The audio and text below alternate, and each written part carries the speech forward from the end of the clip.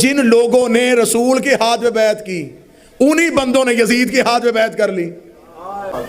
بھائی کوئی اب بعد میں کہے نا جی نہیں یہ تو بہت بعد میں آنے والے مسلمان، بعد میں کیسے؟ 50 سال نہیں ہوئے۔ جو نبی کے دور میں بچہ تھا حسین کے دور میں جوان تھا۔ اس وقت اوس عمر جو تھی وہ 70-80 سال تو آج ہے، تب تو نہیں ہوتی تھی، تب تو لوگ 100 سے اوپر جیتے تھے۔ اس کا مطلب ہے جس نے رسول کے ہاتھ میں بچپن میں بیعت کی، حسین کے دور میں جوان، جو نبی کے دور میں جوان، حسین کے دور میں بوڑھا، نسل ایک نہیں گزری، انہی بندوں نے رسول کے ہاتھ میں جنہوں بیعت کی تھی انہی لوگوں نے یزید کے ہاتھ میں بیعت کر لی۔ بڑا شوق ہے مولوی کو یہ نعرہ بلند کرنے کا کہ حسین کو شیعوں نے مارا۔ مجھے تو آج تک پوری دنیا میں مولوی نہیں ملا جسے میں بتاؤں کہ ہم تمہیں تمہاری کتابوں سے بتاتے ہیں کہ حسین کو کس نے مارا تھا۔ یہ شجرے کہاں کہاں جا کے ملتے تھے، یہ کون کون کس کس کا بیٹا تھا۔ ہم بتائیں کہ عمر ابن سعد کس کا بیٹا تھا، ہم بتائیں حسین ابن نمیر کس کا بیٹا تھا، ہم تمہیں بتائیں کہ یہ جتنے شجرے تھے یہ کہاں کہاں جا کے ملتے ہیں۔ ان لوگوں جن لاکھوں نے بیعت کی آخر وہ کون تھے؟ اب بات بڑے معیار پہ جا رہی اور تقریباً سارا ہی مجمع اس گفتگو میں ساتھ شامل ہو گیا۔ اب میں اگلی سطر پڑھنے لگا ہوں۔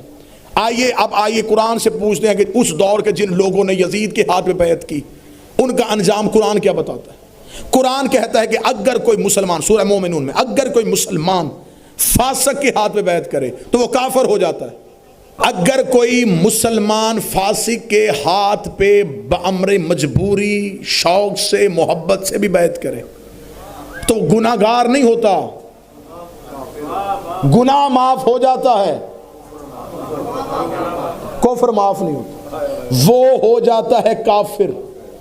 اس کا مطلب ہے کہ جس نے بھی یزید کے ہاتھ میں بیعت کی، مقدمہ آگے چلنے دیجئے گا، قرآن کے اعتبار سے وہ ہو گئے کافر۔ اب قرآن کہتا ہے اگر اب یہ دوبارہ مسلمان ہونا چاہیں تو یہ کسی معصوم کے پاس آئیں گے، معصوم سے پچھلے گناہ کی معافی مانگیں گے، پھر معصوم کے ہاتھ میں دوبارہ بیعت کریں گے، جسے کہا جاتا ہے تجدید بیعت، ٹوٹی ہوئی بیعت کا دوبارہ ہونا۔ اس کا مطلب ہے اب جن لوگوں نے یزید کے ہاتھ میں بیعت کی انہیں آنا تھا حسین ابن علی کے پاس۔ حسین مدینہ چھوڑ کے مکے آ گئے، حسین 3.5 پونے 4 مہینے مکے میں بیٹھے رہے، انہیں آنا تھا مکہ حسین کے پیچھے۔